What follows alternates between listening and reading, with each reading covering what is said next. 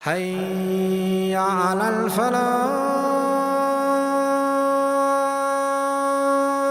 One final statement of the Prophet, and it teaches us about learning from those who came before us. He says, كَانَ فِي مَنْ كَانَ قَبْلَكُمْ. There was in the generation before our generation, meaning in our cousins of faith, the Jews and the Christians, those who preceded us in faith, there was a righteous man. He was a well-known man. He lived amongst people, and he had a difficulty in his life. He had a tragedy and a struggle that he could not cure for himself. Each and every one of us, we have that one thing. You know, you could be rich, you could be this, but you can't cure your health. Or it could be you have amazing health, but I don't have any money. Or whatever, it could be that you love someone that you can't help them. So this man, he had this one thing, although he had all the wealth and all the respect, everything was good in his life, but there was that one thing he can't change for himself. So this man said what I'm inviting you today to, and this man said, because I can't change my condition, and the only one that can change my condition is Allah, I can't help myself. I'm in that weakness where I have no power or authority over it. So the only way that I can help myself is I'm going to help someone else. So he decides at night, in the middle of the night, on a dark, moonless night, I'm going to go out to a different part of the city because I want it to be sincere and I don't want anyone to glorify me or to feel that good deed was done for the benefit of someone praising me for it. So I'm going to go to a different part of the city and I'm going to change the kind of clothing that people recognize me by. And in the middle of the dark, the first person I touch, al-tamis, because it's dark, there's no street lights back then. The first person I bump into, I'm going to give them charity. And then I'm going to run away so that they don't ask me who you are, where you're from. So he goes out in the middle of the night, not even his wife knows, no one knows. And the first person he touches, he says, "Tasaddaqtu alayk." Here, take some charity, and runs off. He wakes up in the morning and the whole city is buzzing. And they're laughing, they're amused. And he goes, "Mimma tadhakun?" What's happening? What's in the news today? And they said, "Tusaddiq al-bariha ala sariq." Someone yesterday gave charity to a mugger. Like there was a guy there in the dark who was just about to rob this fool. Right? He's just about to rob him. And just as he's about to say your money or your life, he goes, "Here's some charity, brother." He runs away. And everyone found that amusing. He's like, so this man whose heart is alive with consciousness, with, thinking about God, he said, I wanted to give charity like someone that was needy. I don't want to give a robber like, mugger. I don't think God is going to accept that. Okay, I'm going to go out again tonight. So the next night, he does the same thing. And the first person he touches, gives charity, runs. Next morning, everyone's like hysterical now. Laughing again. He goes, what happened? They said, "Tusaddiq al-bariha a'azzakum Allah." May Allah protect us, Ya Rabb, our families and our homes. "Tusaddiq al-bariha ala ahira."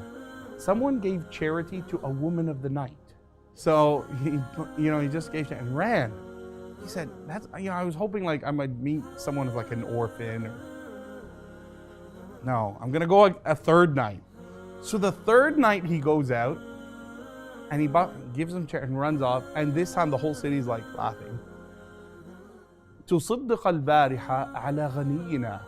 Someone stopped the wealthiest man of our city and gave him charity.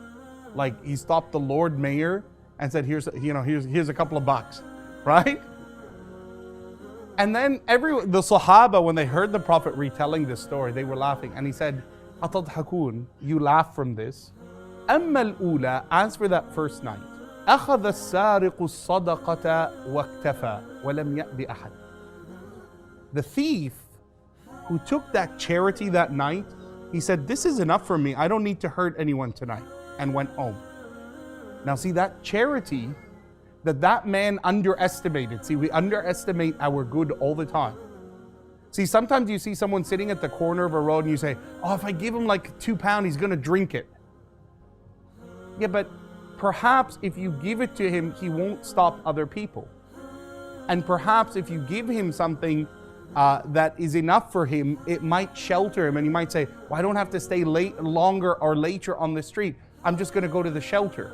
Perhaps your one charity may prevent harm to others who you never even thought about that were coming later in that road. And that man who took that mugger, who took that money, he said, I don't need to be out here. And he went back and, spoke at their pub or wherever, and he hang out and said, hey, this is, can you believe this happened? And everyone's laughing at that fool who gave him charity. But that act of generosity did not just stop there. It extended to everyone else who might have been harmed by that mugger. And then the Prophet said, as for the second night, that woman who sometimes we're so judgmental. Sometimes we look at a person, you might say, why would anyone do that to themselves? Or, that's disease and home wrecker. And, why would any woman, sell herself like that?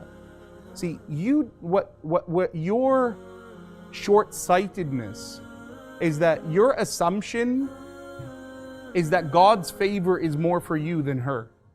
And it's not entirely true. It's not true.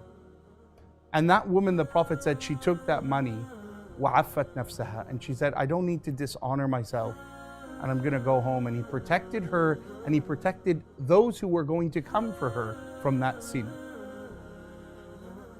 For us as Muslims, we have no judgment towards other people. Judgment is only with Allah. See, perhaps that young lady who you see with that contemptful eye, if she had been given the life you would given, she would be much better than you are today.